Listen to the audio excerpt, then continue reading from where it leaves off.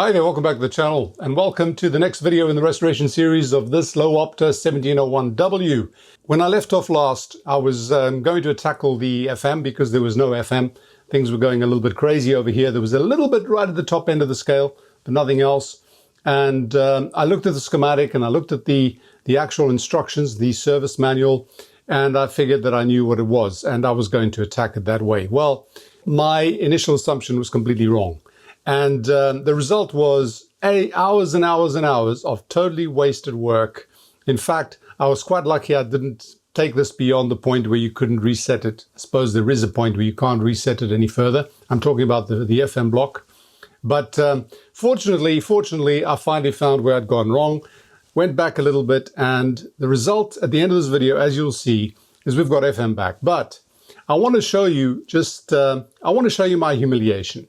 I think it's a good thing now and then to show where you go wrong, because making mistakes is sometimes the only way you learn. And even when you learn, you sometimes have to be reminded of it. In this hobby, like in anything else, you can get to the point where you think you know it all. I know that I don't know it all, but sometimes I get overconfident and I go down a path and it's the wrong one, like this case. So if you want to see how a stupid little mistake can lead me down a rabbit hole and teach me to be a little bit more careful, maybe teach you as well, stick around and enjoy the video. But before I carry on, I just want to thank the sponsors of the video, PCBWay. You can find them at PCBWay.com. And this is the company where I get all my PCBs for the projects that I do and share on this platform. You'll find a huge range of PCB types. There are also 3D printing services that I've used recently to get some gears for one of the radios that I was restoring. Especially useful is the fact that you can get both filament and resin prints. Very, very good quality. The prices were great as well. And one of the services that I haven't paid that much attention to, although I'm part of it, is the shared projects section. And here you'll see projects that many creators have uploaded, including myself. And it's as easy as finding the project you want. Here's an example of the supply board for the DIY tube tester that I did. I've got quite a lot of projects on here. You just have to follow the videos that I post, and I usually put links straight to the share page. If you want to get these boards, all you do is you add to cart and everything is there to make it easier for you to order. So whether you're looking for PCBs, for CNC machining, 3D printing, shared projects, whatever you want, go to PCBWay.com. You'll find something for your needs. Can't avoid it. Time to tackle the FM issue, which is not working. And I must admit that playing with the FM section is something that always leaves me a little bit uncomfortable because everything is extremely sensitive in here. The proximity of components. I mean, this is basically a tube with a lot of inductors and capacitors and resistors. And a capacitor can become an inductor at certain frequencies, and a inductor becomes capacitive if it's touching or close to something else. So everything is sensitive here, and this is why most of these units never really need much work on them, and they come enclosed. Now this one was not enclosed, or not completely enclosed. There's obviously a section here that's covered in by that shield. I've taken this out, just the shield for the tube, and it's soldered there and there. One side came off, so that is off now.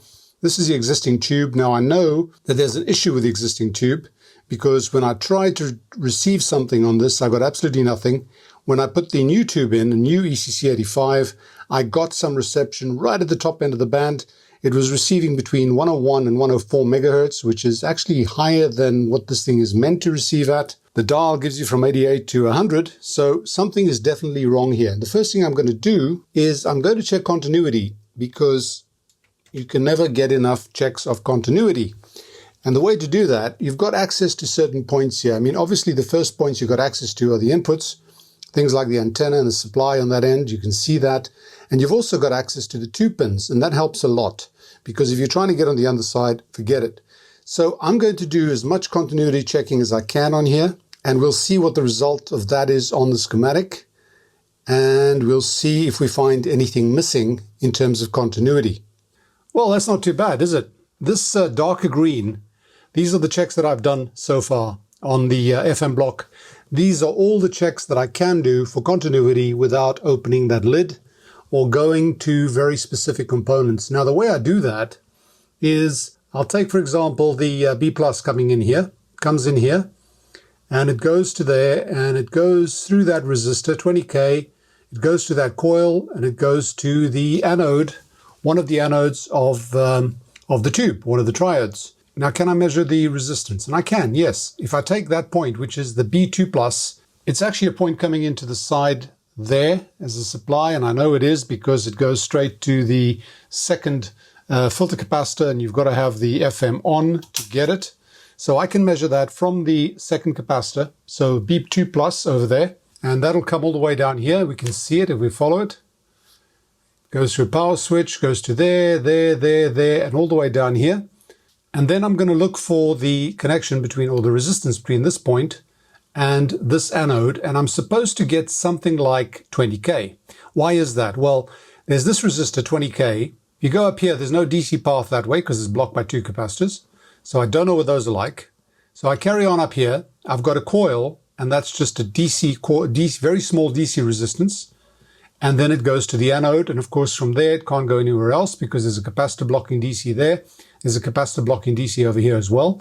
So from there to there, I should get 20k plus a little bit of resistance that this coil will have. Let me show you what we do get. So if I go over here and I connect this to the second capacitor over there, which is B2 plus, and I'm not even sure which anode it is, but I know the anodes are 1 and 6, so there's 1, and I'm getting 1k, 1.031k, 2, 3, 4, 5, 6, there's 6, 20.86k. Okay, that's the one. So that means that I'm getting 20.86k on here, so that path seems to be okay, so I paint it in. And we get 1k to the other one from here. So if I go along here, what I find is a 1k resistor, a small coil, another small coil, and I'm at the anode. So from there to there, I should get 1k plus whatever these DC resistances are of these coils, and indeed that's what I got, 1.0 something. So I know that I can paint this as well, so that paints all that. Then if I go one step further, I'm not going to do this all for you, I'm just going to show you what I do. This one is easy. This is ground, so I check resistance between ground, and if I go up here, that point there on the switch, there's continuity there, very small resistance to ground, so I can paint that in. And if we look at the rest that I can paint in, it's everything that I've got access to. I've got access to ground, I've got access to the pins. And this here is, for example, the grid that was 6, so this will be 7. From 7 to ground, what do I expect to find? So from 7 to ground, if I go along here, and if I go along there, that's a DC blocking, can't measure that. That is a small resistor, and that's a capacitor, DC blocking, so I can't measure that, okay? But I can carry on here. If I go from there, I've got a coil down here, small DC resistance. There's a DC blocking, can't do that. There's another coil, and there's 500k, 0.5 meg. So I got 0.52 meg or something like that over here, so I can paint that in. The reason I painted this in is I measured from the top of one of the tuning condenser fins, or the sections. From the top, the bottom is to ground. From the top, I measured a path from here to ground. And why is that? Well, if you go up here and up here, this is a DC path. You get to here, this is a section of that coil. So there is a path down here, down there, and down there to ground. So I got 0.5 something as well. So that means this path is correct. Over here, same story. I can measure from there to ground, from that, which is in this case the first grid. So grid pin number 1. From pin 1 to ground, I've got 1 goes to there. There is a DC path to ground over there, so it's almost 0 ohms. There's also a path between that and the cathode, because it goes, if I measure from the cathode to ground, I go from there to there. I can't go up there. Come down here through that resistor, 170 ohms, through there, through that DC resistive path, from there to ground. So I can measure, and I measured something like 172 or 174 ohms. So again, I can paint that. So you see, I've painted everything that I can, and I have found no issues so far. That means absolutely nothing, because it's still not working. I haven't done anything. I haven't tested it after doing this, and it means absolutely nothing. But at least I've eliminated what could be the main issues, or one of the prime issues of this thing not working, which is like the B plus not getting to the respective point over here. But in this case it is, so that's not our problem. So we've got to go back to the radio. So what I've done now is I've put the tube back, I've powered this on. I'm actually going to try and detect whether I can see any oscillated frequency over there. And what I've used for that is a little coil like this. That's all this is, just one turn. It's got a BNC over here, and whoops, good thing I covered that with tape because there's the metal over here. And I'm going to probe this and see if I can see anything on the scope. Now, I don't think this thing's working because we weren't receiving anything with this tube. I've got the dial up here where it was receiving something on the other tube, but I'm going to just probe it, see if I can see anything. Oh, it has got something there. This is right at the end. You see, I'm putting this just in there, anywhere, really. Just somewhere where I expect to be able to pick up the oscillation. Now, what frequency is that? That's 114. So if I deduct 10.7, that's quite a strong signal over here. This is a good place to detect it. If I can just rest this over here. Nope. That's a good place to detect it. I'm looking at the frequency, 114.6. Now, if I deduct 10.7, that's about 102 or something. That's probably about right. That's probably where this thing was picking up, except, no, it was 104, wasn't it? Well, yeah, if I deduct 10.7, I get 104. That makes sense. Now, when I go down, it just disappears. And my oscillation's gone. So what I'm going to do, I'm receiving up to 113.7. I'm going to change the tube and see what happens with the new tube to see whether the problem was actually partially with the tube. Let me just put the power off. Swap out this guy for a new ECC85. Power it on. See what happens. You're seeing this at the same time as I am, so we'll see if it pops up on the screen. Give the tube a bit of time to warm up. Oh, well, that's a bit different. That is a lot stronger than the other one. Let's see if we get oscillator. That's 101.6. That's my station. Now, 101.6, let's see, 101.6 plus 10.7 is 112.3. That's about exactly right.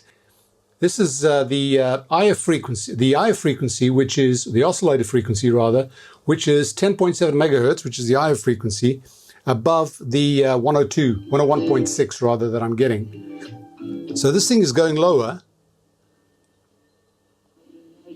but it's still dying at 110. So all I'd be picking up here would be 99 or so. In fact, there's a station on 99. You can just hear it try to pick it up.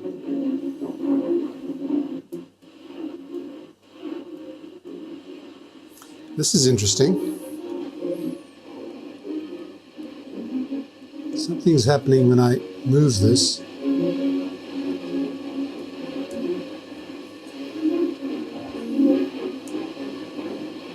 What happened here?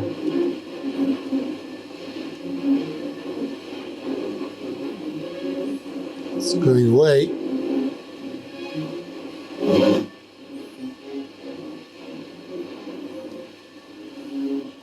Something funny is happening here.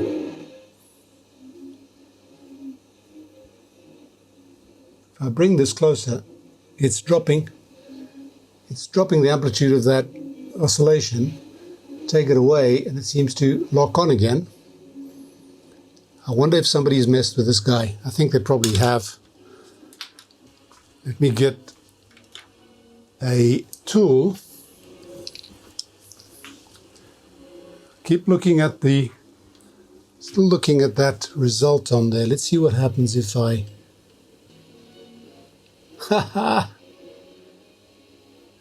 well, that's making a difference.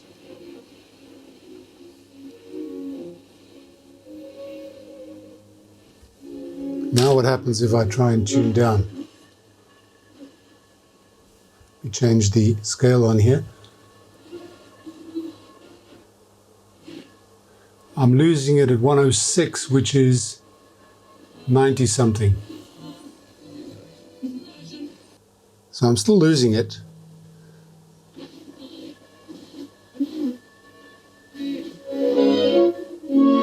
See, that's 99 now, and it's picking up perfectly.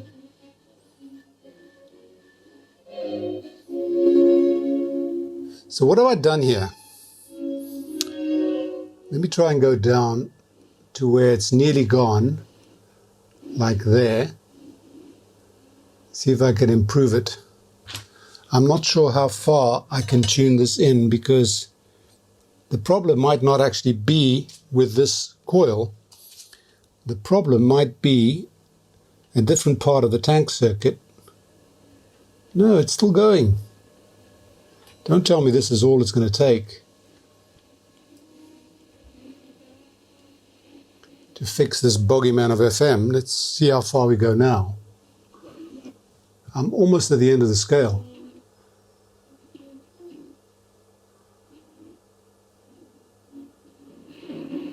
That's almost at the end of the scale. That is 92.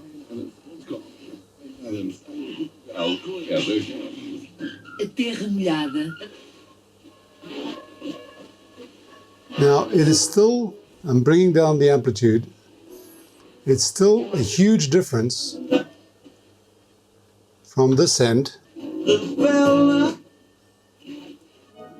Just tuning across.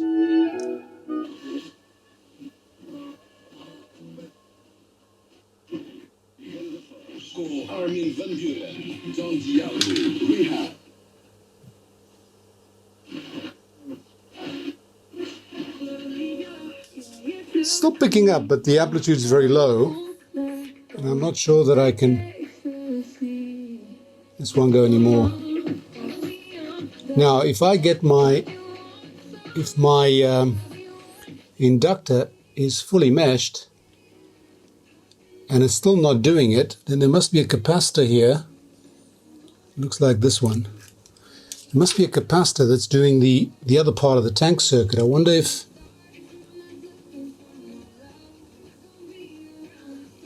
there's something wrong with this capacitor. Right. Okay, what am I doing here? Let's look at that inductor there and see what it is we're actually messing with and why it's doing this. First thing I need to know is which coil was I playing with. It was that one over there. So coils 6 and 7, there's 8, there's 9. Now where's coils 6 and 7? Coil 6 and 7 is that one over there. It's in the oscillator. It's in the oscillator, and it's not the part. Let me just check something here. It's in the oscillator, that one there. So I'm adjusting this guy. So what it could be, what I've got here is a tank circuit, and this tank circuit depends on the tuning condenser, which as I turn that way, just look on the underside, what's happening? As I turn that way, I'm increasing the capacitance on that side. So I'm increasing this to a max. And it seems that when I increase this to a max, the amplitude of the oscillation that this circuit here is creating drops. So what affects that oscillation? So I've got this tuning capacitor, which is one part of the actual tuning capacitor, which, by the way, I checked, there's no shorts. There is this one across that coil, across that, which is part of the tank circuit, and that's 10 picofarads. So there's that capacitor, and that capacitor that is supporting this coil and also the half of the tuning condenser. So if I look at these sections here, I may be able to find what the issue is. I may have to desolder this, and I think those are visible. I think those are the capacitors that are visible. So I've got 30, 10, and 10. And let's look at over here. Let me switch this off before I go prodding in there, touching something, getting myself zapped. So what is this value? It's discharged. Yep. Actually, let me switch it off at the source. I'm a bit of a coward, as you can see. I believe that says 10. I think that's one of those capacitors. I think this is the other one. It says 20 AF. I'm not sure what that means. I may have to actually desolder. It's easy enough to desolder from the ground point. This one goes to ground. Yep, that one would go to ground, and the other one, that one there, would that also go to ground? No, that wouldn't go to ground. So both of these going to ground. One of them is correct, the other one is not. I've got to see where this goes, because it might be one of these caps that has just gone crazy. There's another one underneath there. There's another one there. I'm going to desolder these and check what kind of values I get and figure out from how it's connected to the circuit where it's supposed to be, because the problem is that this core is pretty far down, and I'm not sure that it'll go any further down. You don't want to push these things too far. See, I think what might have happened, this might have been caused by a failing ECC83. We know the other one's failed, or gone pretty close to failing. So somebody might have thought, aha, let me get the screwdriver out, the usual thing. And this would be the most accessible point to play with. And I think the logical thing would be to turn it out. I'm just guessing here. I've checked all those coils. There's continuity. That's not an issue. The one that I thought was broken down there, that's not the case. It's fine. So I think I know where I'm going to go, but I'll do that and then report back to you. I'm feeling a lot more optimistic right now. Right, folks, this is where I've got so far. I have checked some of those capacitors there, the ones that are accessible, and they're all fine. They're actually very, very exact. And so that's not the issue. And then what I decided to do was to check on the actual coil that we were adjusting on, that L67. And I found that it actually went down further than I thought. So I've managed to get it to actually oscillate all the way across the band.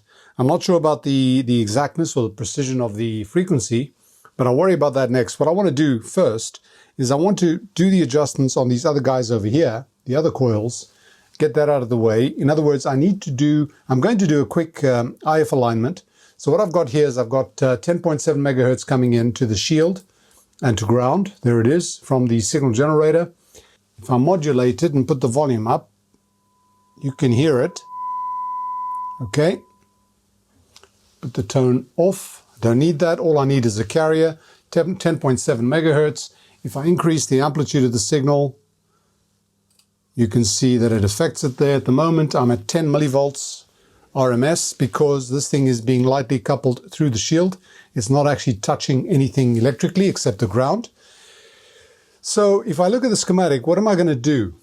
I have to look at this drawing over here, or this part of the drawing, and this depicts the top of our FM front end. The one we've been changing, did I say 6 or 7? I was wrong. It's actually 4 or 5. That's the one I've been adjusting to get this thing to oscillate. And then I've got here 6 and 7, 8 and 9. Those are the only 3 that are available. In this particular front end, there are no caps. Usually there are capacitors that you would adjust to get the right frequency to do the proper RF alignment. There are no adjustable capacitors. And if we look at the schematic section, that is indeed confirmed. What I see here are fixed capacitors there. This is the tuning cap, one gang, this is the other gang.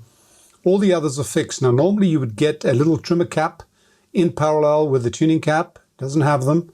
All you have adjustable here are L3 and 4. This couples the RF front end. This is an RF amplifier. Signal comes in here, gets induced into there. This is, what is this? This is a grounded grid, common grid arrangement. The signal is actually being pumped into the cathode. Now, I'll talk about this particular circuit in a second because I found a very interesting set of articles that you might want to look at. But signal gets coupled through this conjunction here, this transformer here, and that's L4 and 5. So this particular setting will require us to set it at the middle of the band. So we'll go to, let's say we're talking from 88 to 100, that's 12, or 87 to 113. So 92.5, I think, is usually the one they talk about. You set the signal at 92.5 and you peak this. And the reason is you want this coupling to be sort of, it's going to go, if I watch the mouse, it's going to go from cutoff, it's going to go up. You want a flat top and down at the bottom. So you peak it at the middle and that means that it'll pick up the low end of the band, the 88, all the way to 100 megahertz or more. That's what you couple that with. We'll do that later. And then what do we have here? Then we've got this L6 and we've got L7. That's the one, this is the one we're actually adjusting, if I'm not mistaken. This would be in the mixer. This signal comes in here, goes into there, and it's mixed. And I believe this is the oscillator section. There are various variations of this front-end circuit. What they're trying to do is get one ECC85 to do a lot of stuff here. And that'll become obvious if you read those articles. It's a very good description in very fine detail by experts. And in that forum, these experts basically describe what's happening here. Or they argue about it, they come to some pretty good conclusions about how the whole system works. And they're doing it for a Grundig, I believe it's the 5040. I'll link it in the description below. The first part of it, there's 5, I think.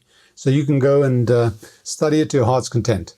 But anyway, the point is that we can adjust 7, but the one that I want to adjust for the IF, remember the IF has been produced by the mixer oscillator function of this triode over here.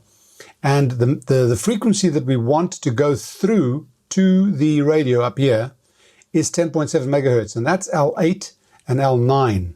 Those are the only ones I'm going to adjust because I'm lightly coupling 10.7 megahertz to the body of this tube and effectively through the tube. So 8 and 9, that means that one and that one. And that means if we look at the radio again, it'll be that one and that one. So let's see if I can improve this at all.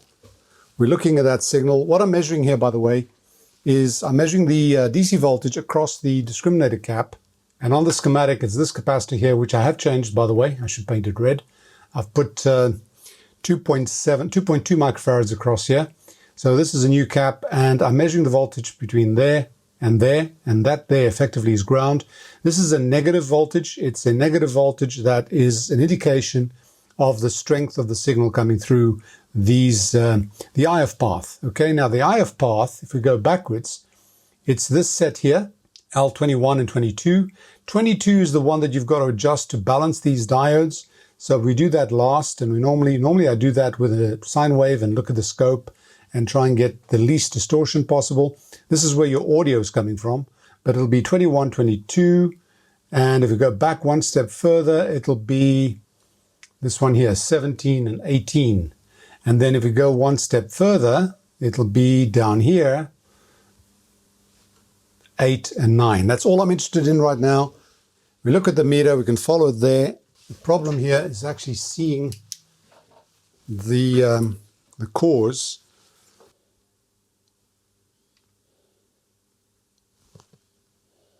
Oh, I wasn't watching the meter. There's my peak. Let's go to the other one. I'm looking through the side here to see that I get the tool into the actual core. Oh, there we go.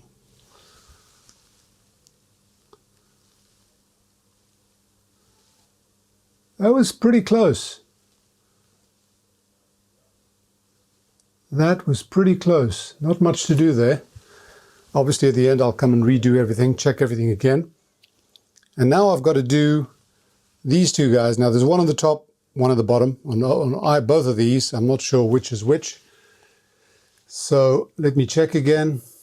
I'm talking about 17 and 18 and 21, 22.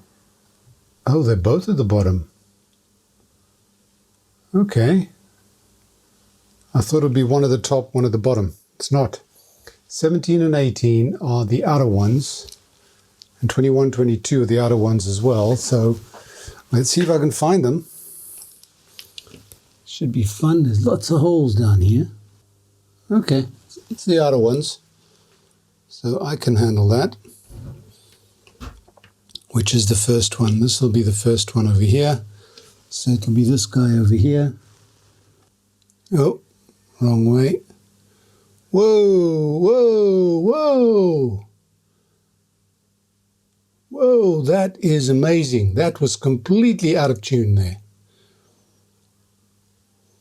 Okay, let me reduce the amplitude of the signal just so get this more or less to the middle. I'm reducing the amplitude of the signal itself. There we go. Okay, that made a difference. Let's see the other one.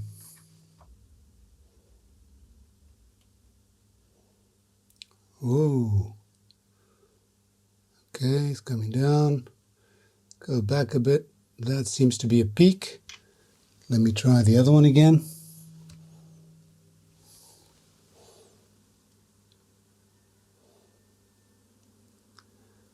That is peaked. Brilliant. That was a massive improvement. Massive. Now the one I want to do next is I want to do 21, not 22.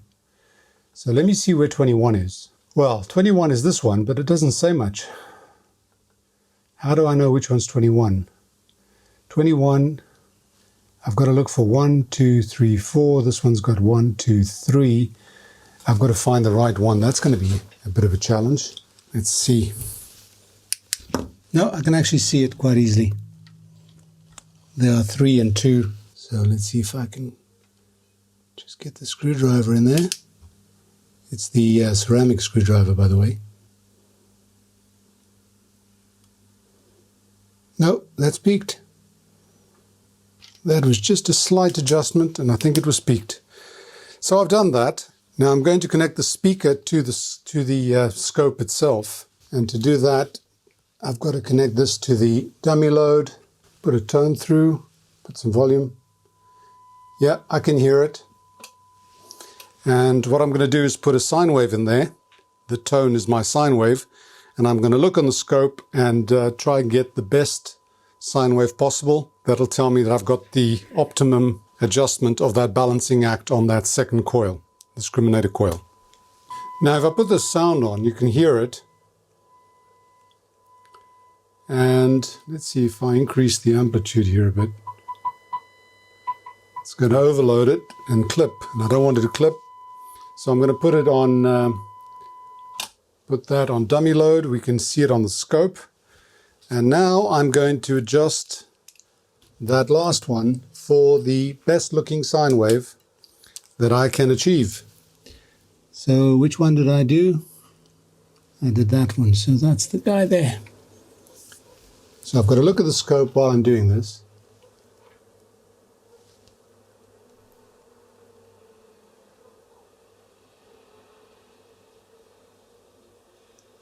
There's a passover point. Let's see. This thing's got a lot of noise because I have actually, let me put the limit on here.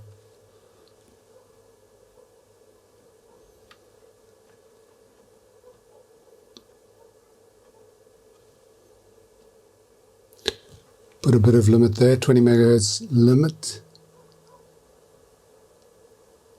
See, it goes down, goes up and down, gets bad.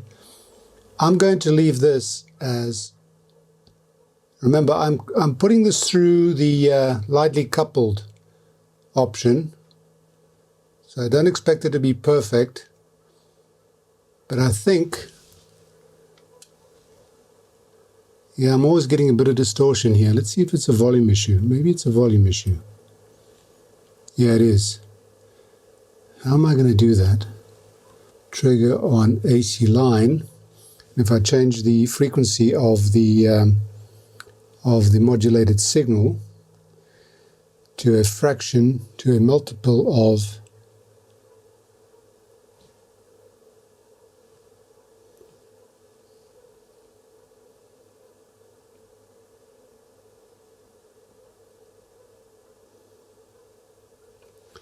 that's a little bit better. This is like those old oscilloscopes.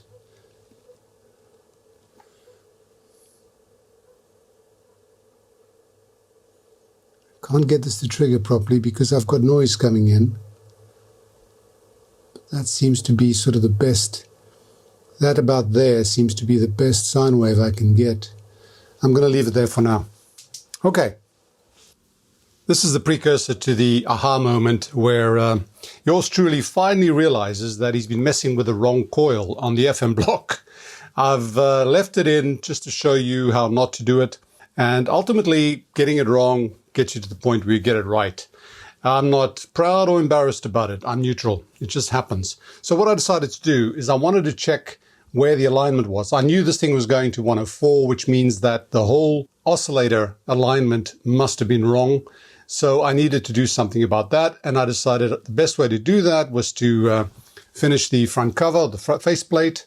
And to do that, I cleaned the knobs. So I ended up doing a full cleaning on all the knobs, both the ones that are controlling the volume and the tuning, as well as these that came out. The top strip also comes out, so that was properly cleaned, and then all these here were cleaned. And then I also did a cleaning of the faceplate, again, scrubbing the outside with a little brush and some dish soap, but the back end, very gently. You don't want to rub any of the paint away.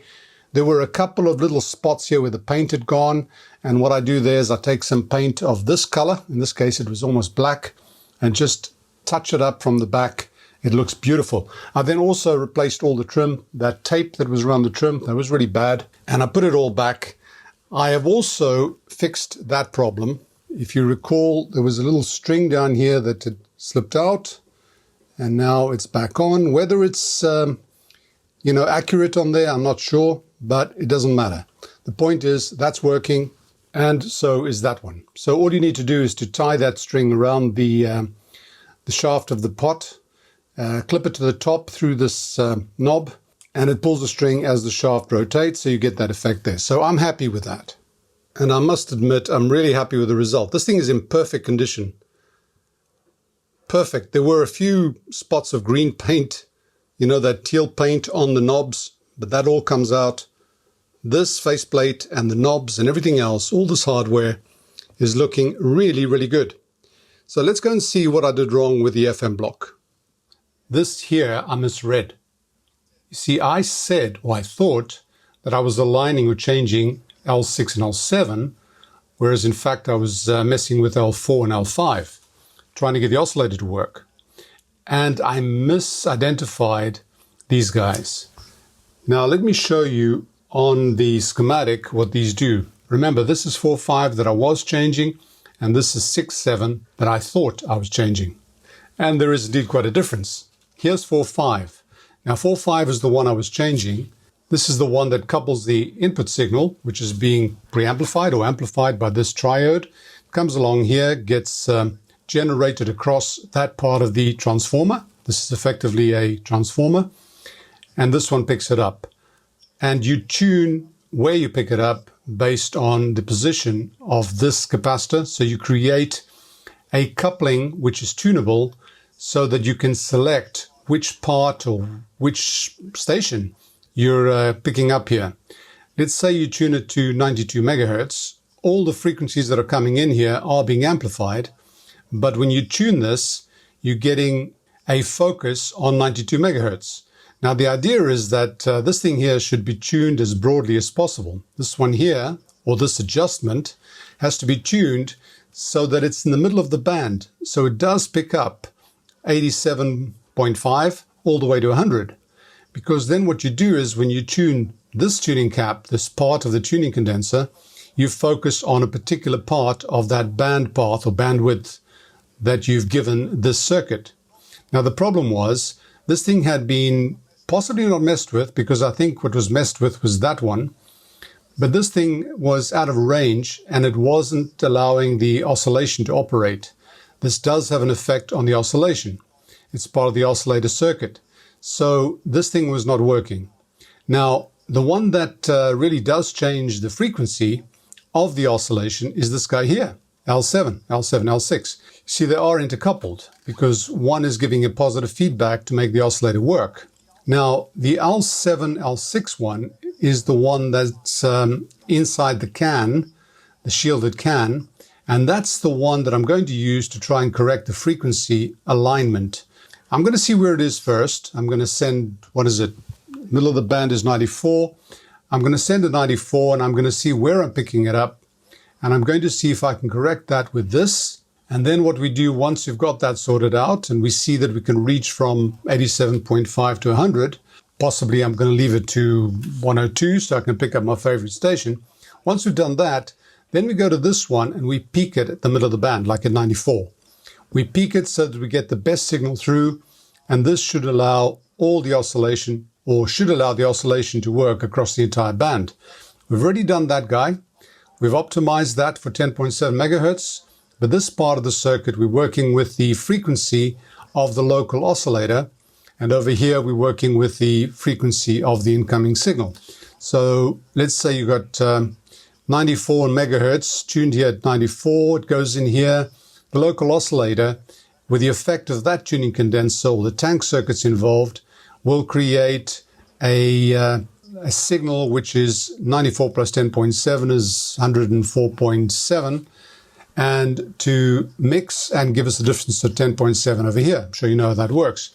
So I'm going to set this at 94, feed a signal 94, and see if we can correct the RF alignment here. Okay, I've got a 94 megahertz signal with a tone on it. 94 megahertz, let me put it at the back here, more or less near the antenna, and see where I pick it up. Nowhere near 94, is it? Oh, it's just below 92. Now that makes sense because I was getting higher up here. So I'm going to shift it. I'm not going to move it all in one go because I don't know how sensitive this adjustment is, but I'm going to shift it, pull it along. You'll see me do it. I'm going to start adjusting this guy. I think it's going away. So it's clockwise, okay. So I turn it a bit that way and then I tune it to catch up. Maybe go a bit past it. Carry on. Carry on. Carry on. I think I can put it on 94 now and just tune it to 94. It's not going to 94. I don't think it goes anymore. Oh, it does. There we go. This putting my hand on here makes a difference because it's acting as an aerial. Let's see what happens when I put this at 100. See where we pick that up.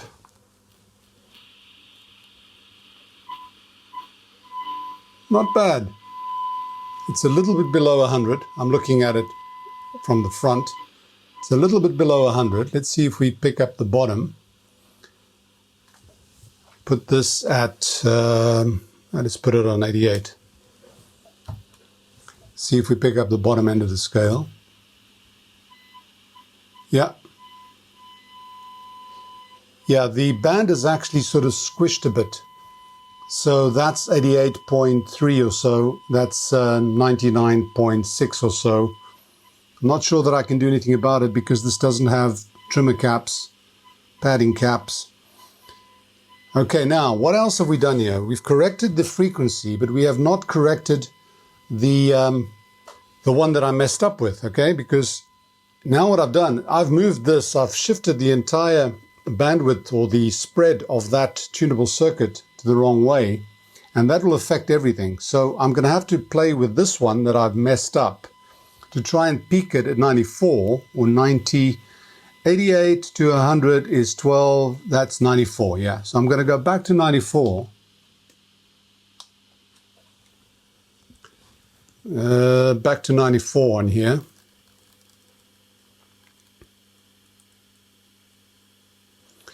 And let's go back up to 94.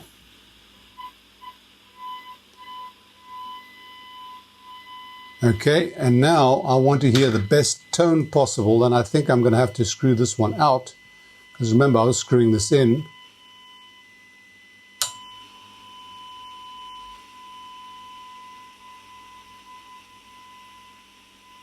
Now what it's doing, it's also affecting the tuning, so I have to do a bit of this and a bit of that.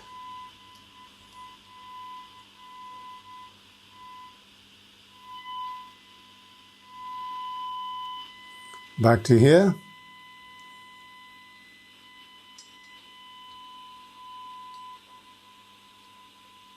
See where we are. And back to here. I've lost my 101.6 now, but never mind. So you see what I'm doing. I've got to interact between the two.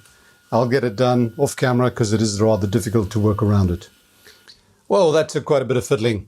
Going backwards and forwards on there, checking what the effect was, coming back, trying to peak it across the entire band, and I think I've got it. And I've got a good range. Watch this. 87.5, which is the lower end of the band that this one's supposed to receive. It actually goes slightly below 87.5, but this one can't go any lower. So we're getting that one. And at the top end, let's try 94 or 92, for example. Here's 92. See where we're picking it up. So a little bit below, because at the top end, there's my 100 at 99 something, but if I put my radio station, well, you can actually hear it, at 101.6. There's 101.6. And the way I've done it is I've set this to go as high as 102. 102. So it's picking up from 87.3 or 4 to 102.102, which means I get my 88 megahertz station down here. I get my 101 over there. We put that off. We can hear it now. There's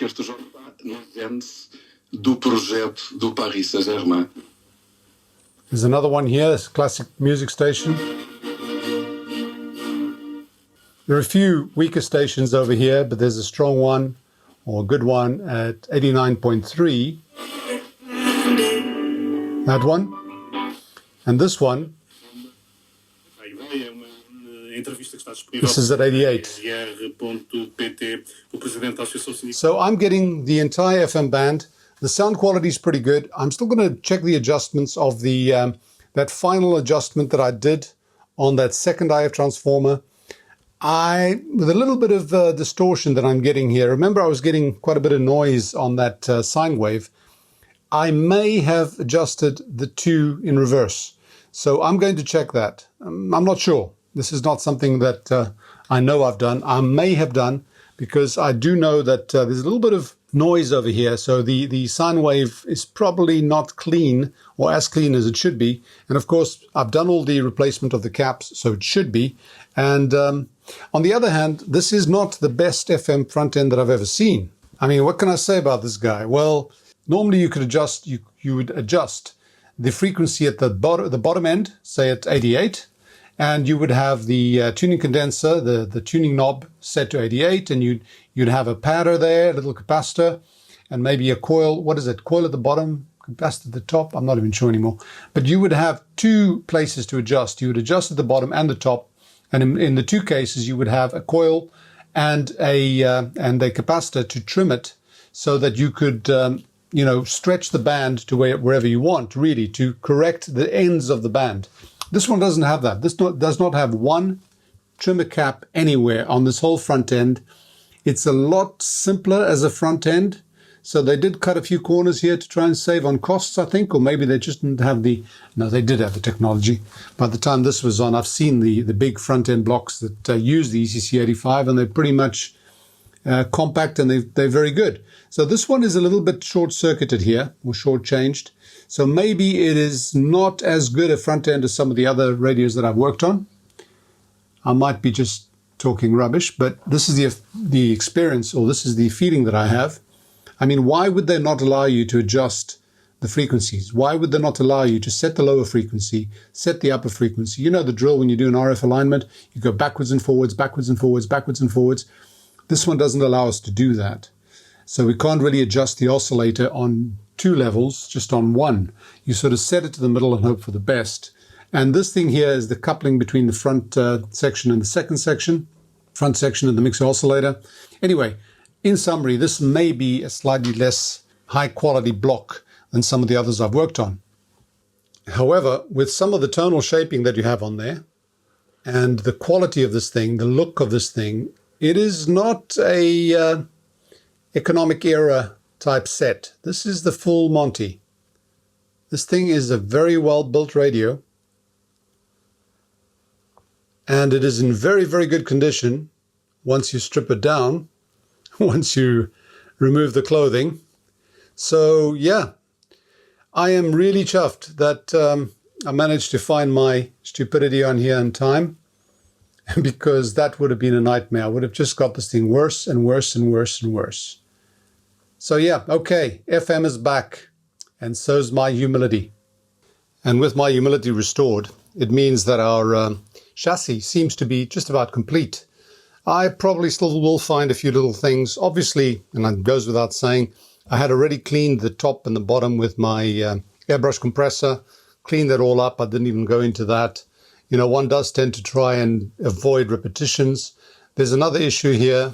The Magic Eye is very, very dim, so I'm waiting for some spares on that one. I'll be getting the Russian version, just making a small change on there and put the Magic Eye in there. But other than that, this thing seems to be done. And it's a good thing too, because I really am, in a sick way, looking forward to working on that teal cabinet.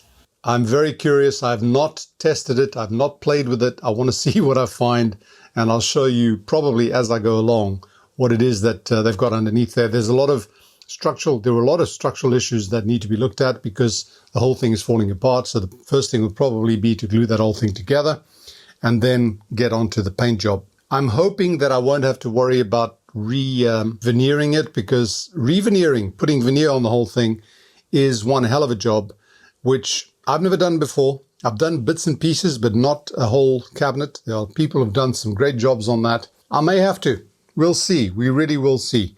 Somebody mentioned that I should probably just paint it, clean it up, smooth it out properly, and then just paint it a different color. But that's sort of copping out, and I don't want to go that route. Well, for now anyway.